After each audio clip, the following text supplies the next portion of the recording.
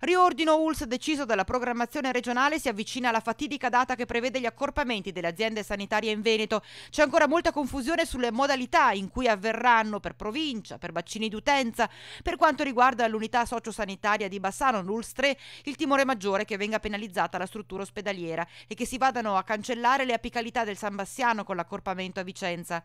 La linea che sta prendendo sempre più piede, lanciata da Rete Veneta, quella dell'ULSS della Pedemontana, che interesserebbe, lo ricordiamo, oltre al bassanese, anche l'Alta Padovana e parte della Castellana, sta coinvolgendo un numero crescente di personalità politiche in primis, perché permetterebbe a un territorio come il nostro garanzie di cure e servizi sanitari. Cercare di individuare dei bacini territoriali omogenei come quello della Pedemontana è sicuramente un elemento a nostro avviso da portare avanti con molta forza, con molta attenzione, ripeto, nell'ambito di un cambiamento che deve riguardare tanti altri fattori. Proprio il PD bacchetta la regione chiedendo di rivedere la riforma sanitaria.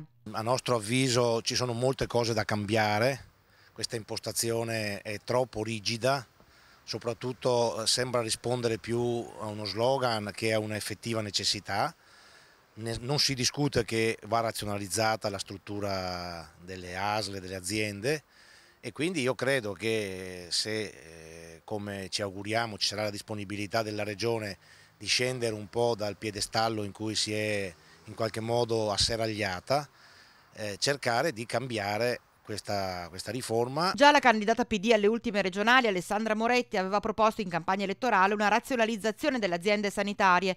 Non si erano fatte attendere le critiche dell'oggi presidente Zaia. E guarda caso, tra le prime azioni del nuovo governo regionale ci sono proprio i tagli alla sanità. Noi chiediamo a Zaia di essere assolutamente attento e rigoroso alla gestione dei problemi, lasci stare le strumentalità politiche, lasci stare le polemiche inutili.